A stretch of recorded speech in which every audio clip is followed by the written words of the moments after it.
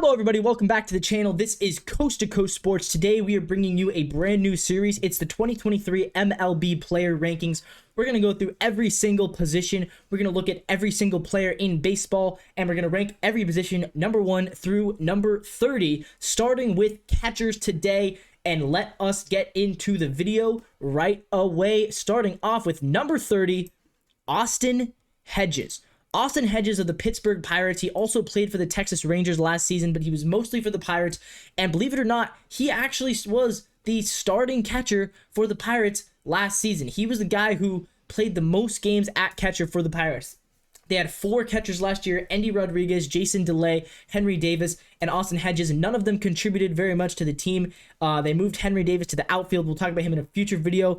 Austin Hedges, though, yeah, he just did not provide any value to this team. Not very good defensively, and on offense, he hit 180, a 467 OPS, a 29 OPS plus. He was even worse in Texas when he went there. He's just not a good player. He had a -1 wins above replacement. So yeah, Austin Hedges, just not the guy when you're looking at, every single catcher in the league. He's probably the worst starter, and he's definitely not going to be a starter going forward. He's going to land a backup role somewhere, but he's not a starting catcher. That's pretty evident, I think. Just, yeah, in general, Austin Hedges, not very good. Next up, we're looking at number 29, Nick Fortes. Nick Fortes of the Miami Marlins.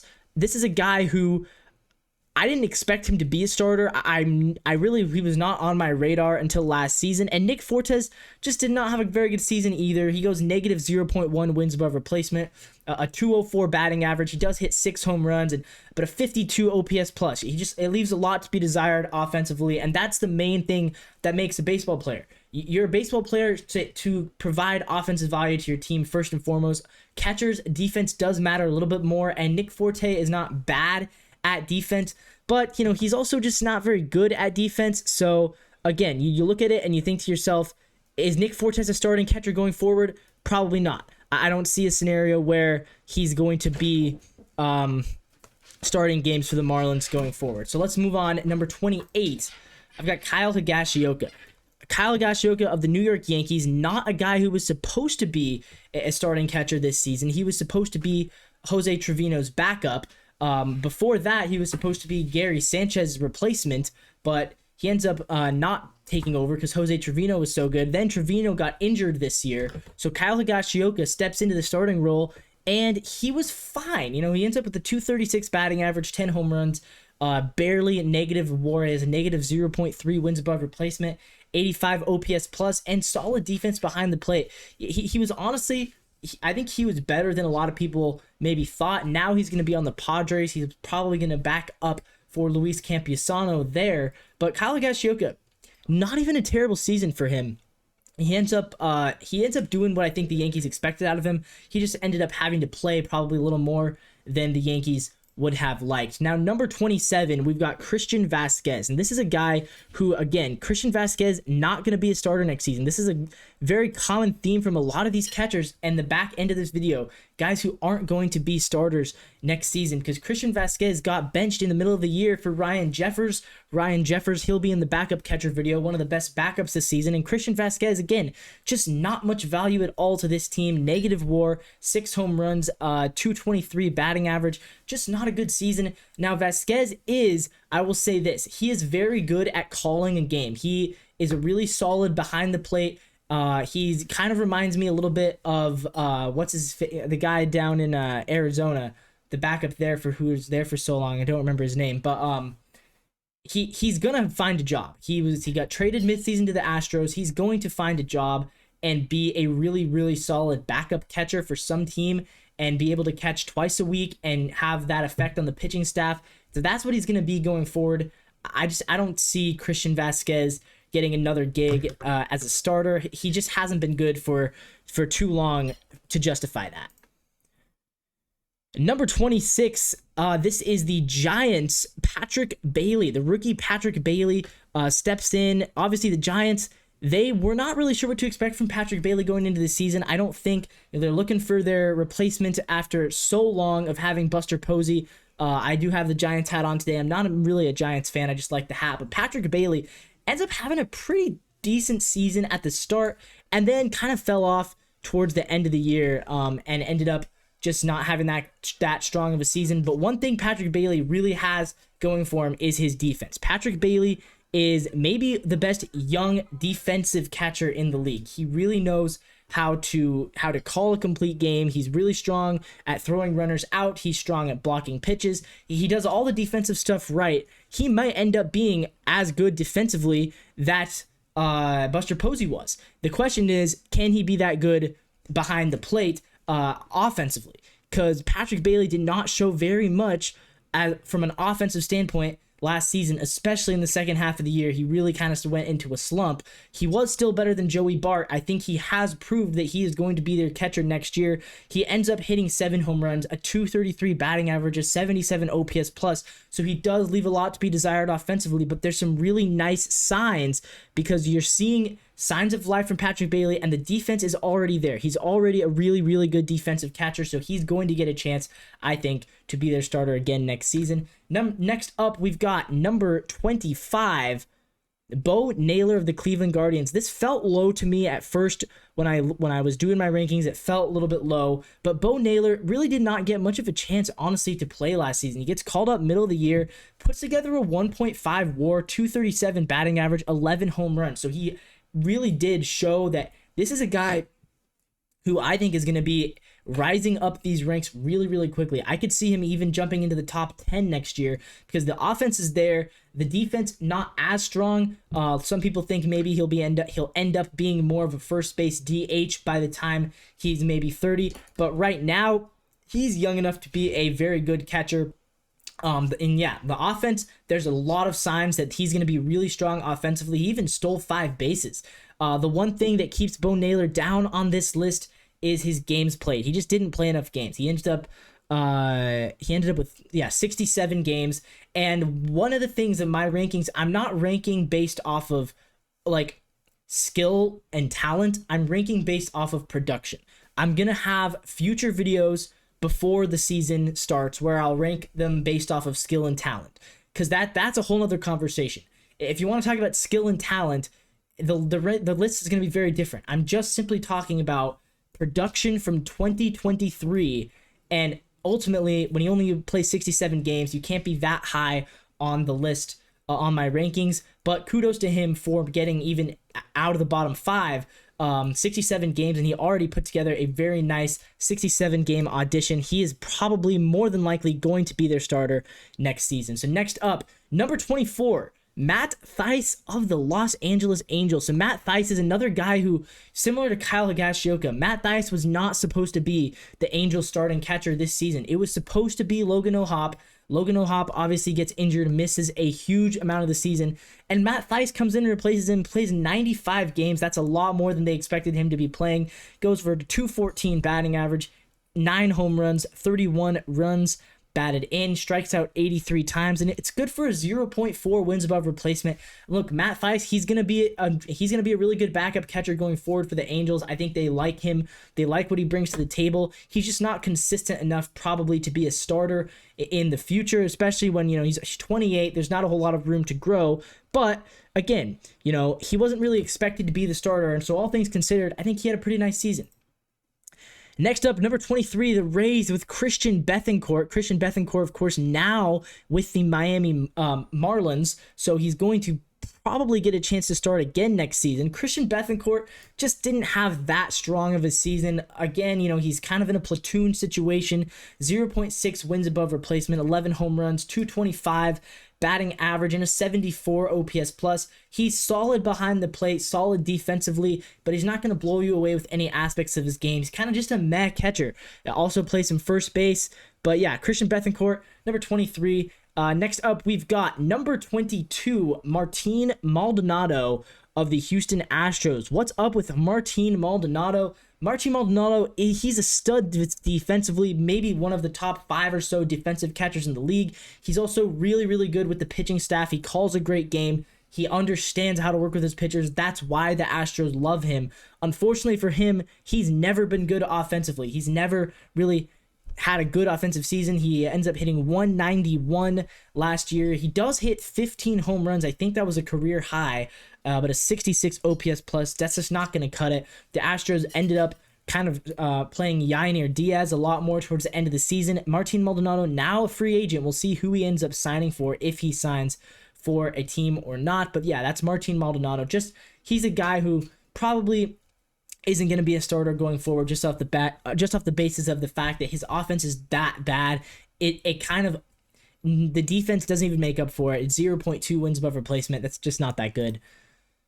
Number 21, we've got Gary Sanchez of the San Diego Padres. Gary Sanchez had a bit of a revival season last year. He really kind of came to life as a guy who a lot of people thought was washed. He was really bad with the Twins in 2022, and he comes out in 2023 and actually plays pretty well for the Padres. All things considered, Gary Sanchez, he's probably going to get a job as a starting catcher somewhere this offseason. Right now, a free agent, 2.4 wins above replacement, 19 home runs, a 217 batting average, 113 was his OPS plus. So he actually put together a very nice offensive season in 2023, underrated. A lot of people kind of forgot about Gary Sanchez, and he comes to San Diego and says, don't forget about me. I'm still this elite player that you all thought that I used to be when I was on the Yankees. I can still do that with the San Diego Padres. Good for him.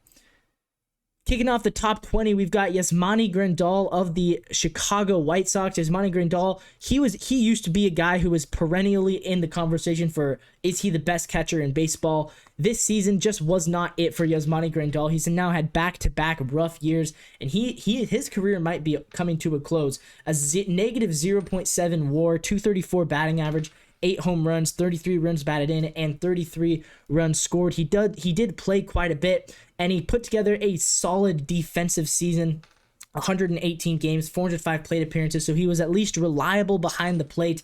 But the offensive numbers, nothing really jumps out there. There's a very good chance Ymani Grandal is not going to have a job next season, simply because his decline, he's been declining for the past 3 seasons, and he's going to be 35 next year, so who knows if somebody takes a chance on him. Next up, we have number 19, Conor Wong of the Boston Red Sox. Conor Wong, a guy who has had a really interesting career because he's really never got much of a shot until this season. And Conor Wong puts together a solid 2023 year. Given a chance as a starter, he gets a 2.2 wins above replacement, 9 home runs, a 235 batting average, 385 slugging. That jumps out to you, is that 385 slugging mark. And yeah, Conor Wong, certainly a guy who he shows some intriguing potential. He's still fairly young. He's going to be 28 next season, so he's still got kind of a couple more years being in his prime. I wonder how solid the Red Sox are feeling about him right now, because if I'm the Red Sox, I feel pretty good, honestly. I think he delivers a lot behind the plate. I think you give him a little bit more of a chance. Last season, he had 403 plate appearances. Maybe try to up that to 450, 460, and you got yourself a guy who could potentially find his way climbing up these lists next season. Next up, we got number 18, Gabriel Moreno of the Arizona Diamondbacks. So Moreno was a rookie last year. He did play a little bit for the Blue Jays in 22, but he comes over to the Diamondbacks, and Gabriel Moreno has a really interesting season. He was up and down throughout the year. He had a couple periods where he got hot, couple periods where he got cold, but overall for a rookie, he did very well. A 4.3 WAR, 7 home runs, 284 batting average though. That's very solid. A 284 batting average, really good. You love to see that. 50 runs batted in, 104 OPS plus, a 339 on base. But this is the number that jumps out to you. He had a 408 slugging percentage, and that was a lot because he hit a lot of doubles, 19 doubles, 7 home runs. So he wasn't a guy who was really hitting for power, but those doubles really helped his slugging percentage go up. Again, though, take it for what it is. It's a somewhat small sample size, only 340 at-bats. He's going to get an increased workload next season, I believe, because it took him a little bit of time this season to establish himself. Moreno is also very, very good behind the plate defensively. He's one of the best young defensive catchers. He throws runners out at a really, really high rate, and he did that. I believe he led the league last season in throwing runners out. So Gabriel Moreno, he definitely has a chance to improve, and I think he'll be a top 10 catcher in not very long.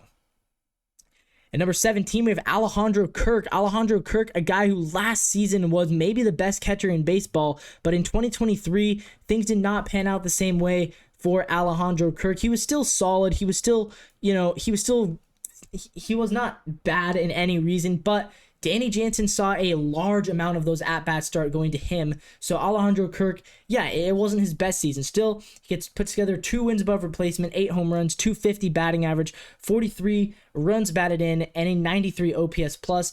Again, yeah, those numbers, they don't really jump off the page. He's also not that good defensively, but Alejandro Kirk, I think he's still a very good player. I think he will rebound next season because, you expect good players. If they go down for 1 year, they're going to bounce back the year after. That's what I believe, at least. And I think that's going to happen to Alejandro Kirk. He's too good to not bounce back. He's too good not to bounce back. At number 16, we got Jake Rogers of the Detroit Tigers. Where did Jake Rogers come from? This guy came out of nowhere and was a top 16 catcher in the game of baseball. Jake Rogers, he hit 20 home runs last season. I did not expect this at all, and until this season, he was not on my radar at all as a guy who was a potential, catching candidate. 21 home runs, a 221 batting average, 49 runs batted in, 47 runs scored. He was a very good catcher last season. He produced a lot at the plate, a ton of value coming out of Jake Rogers, and I think he's earned himself the right to be the starting catcher going forward next season. Jake Rogers, really good player, and yeah, I have to say, did not see this one coming at all. So number 15, we have Jon Gomes of the Chicago Cubs. Jon Gomes, 36 years old. And Jon Gomes, he wasn't supposed to be the Cubs starter this last season. He ends up lucking out, and there's some injuries. A couple of guys who were expected to get a lot more games at catcher just didn't pan out, and Jon Gomes ends up taking advantage. He hits 267, 63 runs batted in, a 408 slugging. That jumps out at you. 723 is his OPS, 10 home runs, and he's, again, really, really good. He's one of the best catchers at just calling a game for the pitching staff. He really works well with the pitchers. Veteran catchers tend to do this. They understand which pitches, which pitchers, just how to manipulate that batting lineup to get the very most value out of your pitchers. Jon Gomes does that better than anybody else. That is why he is at number 15. But we go into number 14, Francisco Alvarez of the New York Mets. And Francisco Alvarez, another rookie, and he had a very, very solid season if you're talking about power numbers alone. If you look at the power numbers alone, he's a really good player. 25 home runs as a rookie. That's really, really good stats. However, the rest of it, not so much. A 209 batting average, that's fine. A 284 on base, that could see improvement. He does knock in 63 runs, 437 slugging, and a 721 OPS. Again, solid behind the plate. He's probably not, out of the 3 rookie catchers who we saw a lot of last season, I would probably put him third. I think Patrick Bailey and Gabriel Moreno both have more to bring to the table defensively, but offensively, Alvarez probably is the best of the 3. So he had a very good season. Not trying to discredit him, number 14, but the batting average, if he can get that batting average up, he's going to become really, really elite someday. And coming in at number 13, another rookie catcher, Shay Longers of the Oakland Athletics. Shay Longers, he was a really, really hyped up prospect from the A's, and he ends up coming in 2022, kind of disappointing, but 2023 was another story. He actually played really, really well in 2023, and he goes unnoticed because he's on the A's. Not a lot of people pay attention to the A's, but Shay Longers, 22 home runs, 413 slugging, 63 runs batted in. He does have just a 205 batting average. His offensive profile is almost exactly the same as Francisco Alvarez. A lot of power, not a great batting average. His defense, though, is slightly better and was slightly better last season than Alvarez. That's why I have him ranked at 13 and Alvarez is at 14. But both of those guys, really, really solid players. Both of those guys have a ton of potential, I think, to grow. And again, Longers, he could definitely be a top 10 catcher very, very soon. And the A's, they traded Shawn Murphy. They knew they were going to bring him up when they traded Shawn Murphy. Maybe that was a smart trade for the Oakland A's after all. Next up, number 12, Alias Diaz of the Colorado Rockies. Alias Diaz, a guy who went to the All-Star game and was the All-Star game's MVP last season, but Alias Diaz completely fell off in the second half of the season. That's why he is not in the top 10. Still has a solid year, 14 homers, 267 batting average, 72 runs batted in. Good for a 409 slugging and a 316 on base percentage, but he is in Colorado. The Coors effect, only an 86 OPS plus. That's a little bit because OPS plus hates the Rockies. And I'm not so into the like advanced, OPS plus baseball. I go off of what I see in the stat line and what I see on the field. And what I saw on the field was a good player. So if you look at the advanced metrics, you might think Alias Diaz really stinks at baseball. I don't do the advanced metrics. I'm not here to babble on about, the expected batting average at all 30, whatever. I really honestly do not care what the expected rate of play is. That's for scouts to look at. That's that's what you look at when you're looking at younger players. When you're looking at a guy who's 30 years old and had his second year as a starting catcher, but Alias Diaz, I'm not looking at the expected stats. I'm not looking at, he's in Coors, so he must actually not be that good. Look, the numbers are the numbers. He hit 14 home runs, 267 batting average, put up 1.4 WAR, and was the All-Star Game MVP. I think he's good. I think he is. I don't know. I'm sorry. I'm not into this new age, expected metric stuff. That's just not what I do. What do you do on the field? What do you give me on the field? That's how you're going to get ranked. Next up, number 11, Tyler Stevenson of the Cincinnati Reds. Tyler Stevenson barely missing the top 10. He had probably his best season of his career. Stevenson's always been kind of a guy who I've considered as kind of a borderline top 20 catcher. Last season, he ends up putting together some really, really solid numbers and proving that he's going to be the guy for the Reds going forward. 13 homers, 243 batting average, 56 runs batted in, 59 runs scored. The 87 OPS plus, and again, he's in Cincinnati. It's a hitter's ballpark, so I think that in those numbers, the OPS numbers are a little bit skewed. But Tyler Stevenson, he's a very solid option behind the plate. I think he gets the job done. He's good defensively, good with the pitchers. Still in the prime of his career. He's going to be 27 next year, so he's young enough that you could still see some growth for him. I wouldn't be surprised at all if he cracks the top 10 next year. And speaking of the top 10, we are into the top 10. Number 10. Keifer Ruiz of the Washington Nationals. He just signed a $50 million extension. I think that's going to end up being a bargain when it's all said and done because this kid is good. He's not Adley Rushman level good, but he's good. Comes over from the Dodgers in the trade. And that was, I believe, the Trey Turner trade. He was one of the pieces they got back from the Trey Turner trade. Only a 1.3 WAR, but 18 homers, a 260 batting average, 67 runs batted in, 55 runs scored, 409 is his slugging, 308 is his on-base percentage, and a 97 OPS plus, so almost league average. He's a good player. He put together a really nice season, and you can tell the Nationals, they believe in him. They believe in this guy as their starting catcher going forward. I 100% think he's going to have a very long career as the catcher for the Washington Nationals. He was really hyped up as a prospect, and all he's done since he got there is produce. So Keifer Ruiz, he is number 10. Next up, number 9, Shawn Murphy of the Atlanta Braves. Oh, Shawn Murphy. You saying, Levi, all I've been told is that Shawn Murphy is one of the best catchers in the game. I've been told that he's top 4, top 3. I have him at number 9. Here's why. Simply because the production was not as good this year. Still, 251 batting average, 21 home runs, 68 runs batted in, and 125 OPS plus. He was good, don't get me wrong. I will say this, though. Some of his at-bats getting taken away by Travis d'Arnaud. I still think Shawn Murphy's a really good player. I still think he's a really good catcher. I have him in the top 9. He's an all-star guy, had a good season, and he's going to be there next year. He's been very consistently in the top 8, top 10 kind of spots for the past 4 or 5 years, and he's going to stay there. I think he's going to stick around. He's still, believe it or not, he is still just 28 years old, so he's going to be, it feels like he's been around forever. He's going to be able to continue to build and improve as the seasons go on. Next up, coming in at number 8, I have Salvador Perez. Again, you say, Levi, all I've been told is that Salvador Perez is washed. Why do you have him at number 8? It's about the production, and Salvador Perez produces more than anybody else. 80 runs batted in. Washed up players don't hit 80 runs batted in the season. I'm sorry, they don't. He had a 0.5 wins above replacement. I don't know how that works. 94 OPS plus. Okay, whatever. 422 slugging, 23 home runs, 80 runs batted in, 59 runs, a 255 batting average, and he's still good defensively. Like, I'm sorry. the numbers is what I see, and the numbers tell me he's a good catcher. I don't know where. I honestly, I don't understand how wins above replacement gets calculated, and unless I ever do, then I'm not gonna factor that much into my rankings. I look at what have you given me this year, and what he gave me this year was 80 runs batted in on a team that badly needed it. Salvador Perez, also just a natural leader.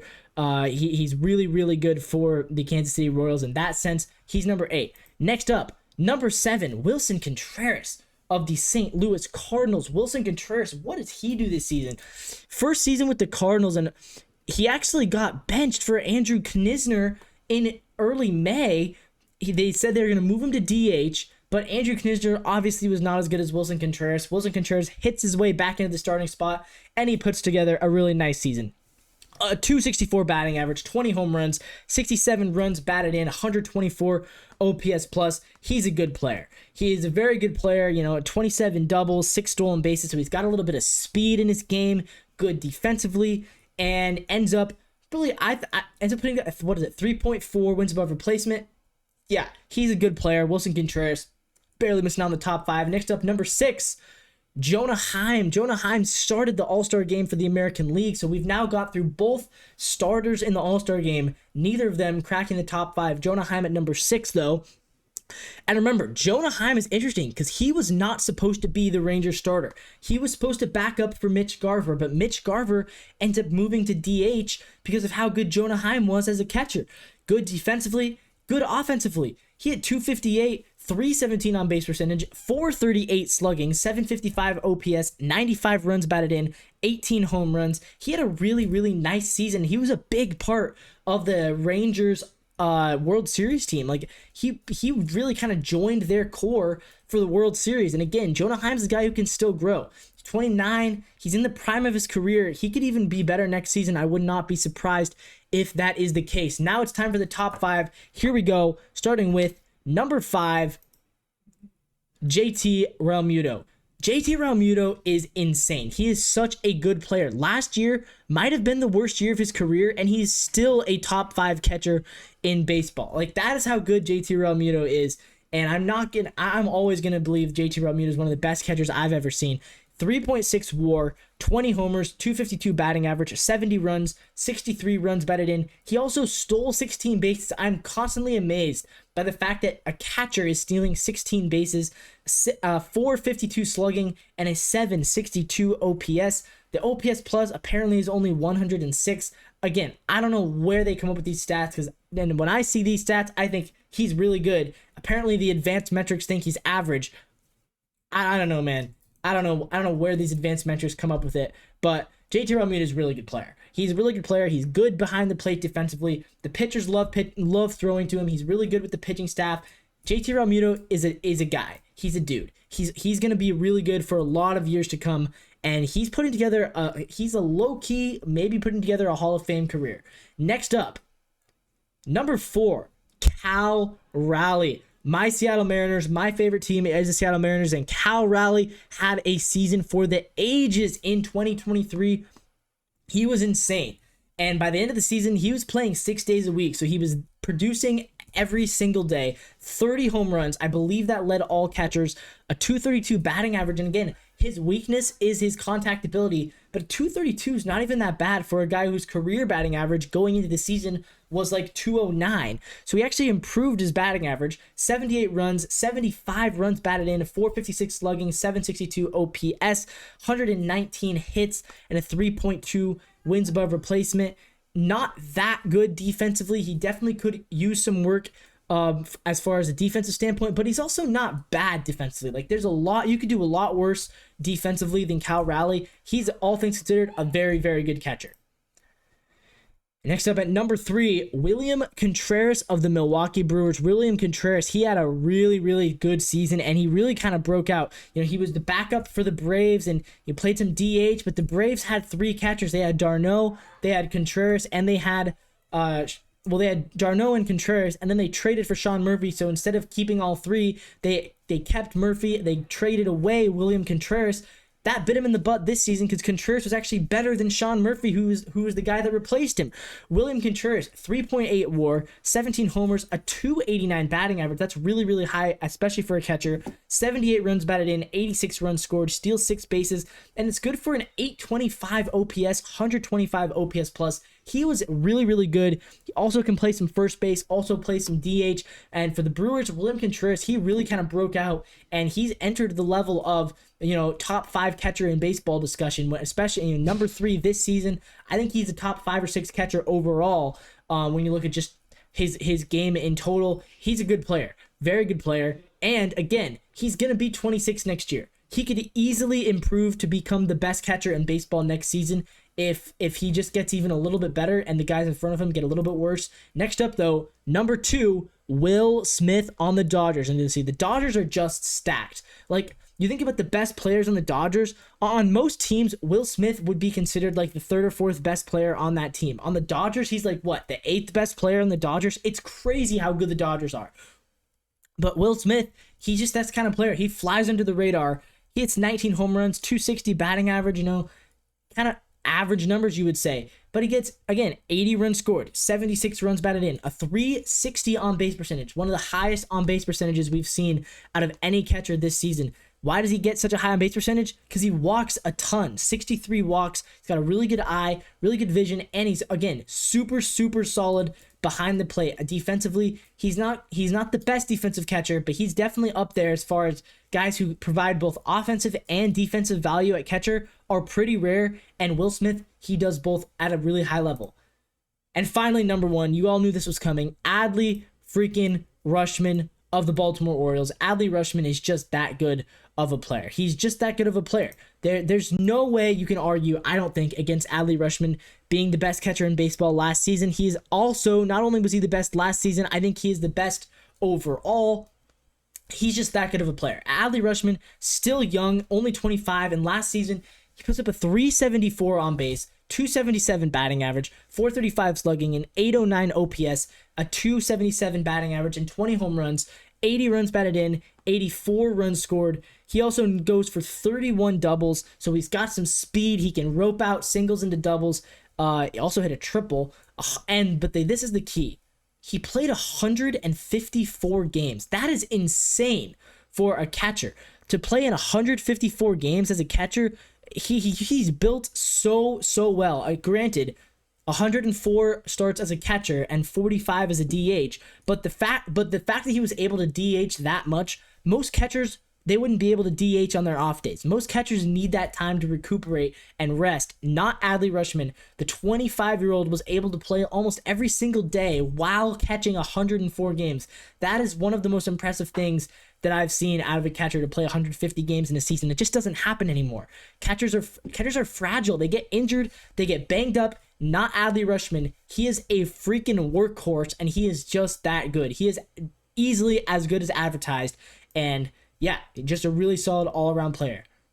So there you guys go. That is my top 30 catching, all 30 starting catchers ranked in the 2023 season, from number 30 to number 1. I'm sure you guys will have lots of agreements, probably also lots of disagreements. Let me know down below in the comments, what do you agree about? What do you disagree about? Maybe, am I just an idiot for ignoring some of these advanced metrics? Personally, I'm not a guy who cares for these advanced metrics. It's, from my mindset, have you produced for me lately? Okay, then you're good. Oh, you haven't produced for me? Okay, then you're bad. I don't really care what your expected slugging percentage in Coors Field is compared to the rest of it. I just care about, are you hitting home runs? Are you hitting for average? Are you scoring runs? Are you getting RBIs? And are you playing good defense? And are you playing consistently? Because ultimately, the guys who play the most often are often the ones who are the best. So that's my take. This is Coast to Coast Sports. Leave a like if you enjoyed the video. Comment down below all of your thoughts and subscribe to the channel for more content. We're going to be putting out the first base rankings tomorrow. So if you want to see that, you should subscribe to the channel. Hit the bell for notifications. You're not going to want to miss it. Thanks for watching. We'll see you guys in the next one.